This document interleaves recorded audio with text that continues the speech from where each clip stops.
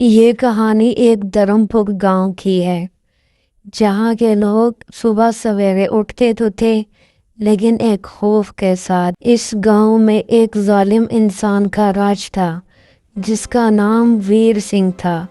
उसकी बड़ी मूछें और बड़ी हवेली थी, जो लोगों पर जुल्म करता रहता था।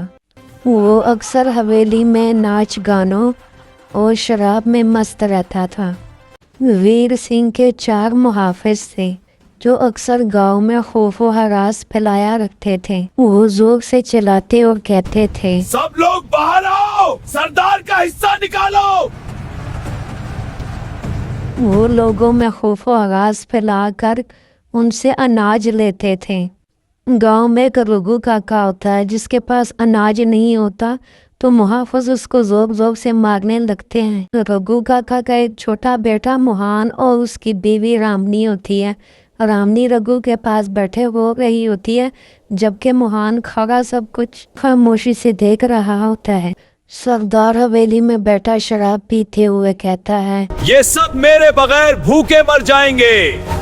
मोहन बाप की मौत के बाद अकेला बैठा होता है और आसमान की तरफ देख रहा होता है। कुछ साल बाद मोहन बड़ा हो जाता है और उसे पढ़ने लिखने का बहुत शौक होता है। माँ मोहन को प्यार से अपने पास बिठाती है और उसे कहती है कि बेटा, बदला मत लेना। कई महीनों से बारिश नहीं होती और खेत बिल्कुल सड़ जाते हैं। अनाज न मिलने की वजह से सरदार कहता है कि घर गिरा दो।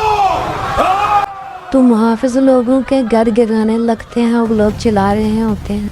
मोहन की माँ काफी बीमार होती है और मोहन उसके साथ बैठा होता है। मोहन खाली शीशे की बोतल उठाकर कहता है कि कुछ भी नहीं बचा।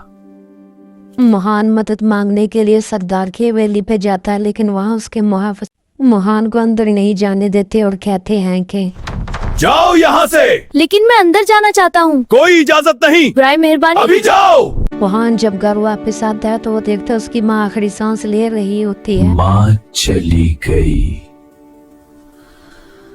कुछ अरसे बाद मोहन भी अपना गांव छोड़ के शहर की तरफ रवाना हो जाता है और वहां जाके वो खूब मेहनत से पढ़ाई शुरू करता है और खुद से कहता है कि इंसाफ लाऊंगा। यूं अपनी पढ़ाई जारी रखता है और खूब मेहनत करता है। पढ़ाई में कामयाब होने के बाद मोहन गांव वापस आता है और लोग उसे देखकर बहुत ही ज्यादा खुश होते हैं। मोहन सरदार के खिलाफ सबूत इकट्ठा करता है और कहता है कि माँ इंसाफ ला कर रहूंगा। गांव वाले मोहन की ये बात सुनकर काफी हैरान हो जाते हैं। मोहन सरदार के खिलाफ काफी सबूत इकट्ठे कर चुका होता है। अगली सुबह एक गवर्नमेंट ऑफिसर अपनी टीम के साथ गांव में आता है और लोगों से कहता है कि हम यहाँ आपकी मदद के लिए आए हैं। सरकार का शुक्रिया। मोहन गवर्नमेंट ऑफिसर को एक एक करके सारे सबूत दिखा रहा होता है। अगले दिन अदालत में जज कहता है अदालत कि शुरू होती है। सरदार को अदालत में पेश किया जाता है और उसे मुजरिम करार दिया जाता है। फैसला सुनकर सरदार के मुंह पे पसीना आता है और उससे सारे हथियार वापस ले लिए जाते हैं। सरदार को बंगले से निकाल दिया जाता है। सरदार झोंपड़ी में जिंदगी गुजारने पर मजबूर हो जाता है और वो गहरी सांस लेता है। नुमान स्कूल में बच्चों को सच और इंसाफ से जिंदगी गुजारने का तरीका सिखा रहा होता है। गांव के लोग बहुत ज्यादा खुश होते हैं और वो खुशी से अपनी जिंदगी गुजार रहे होते हैं। मोहन आसमान की तरफ देखता है और कहता है, इंसाफ मिले। जुल्म वक्ती होता है, इंसाफ हमेशा जिंदा रहता है।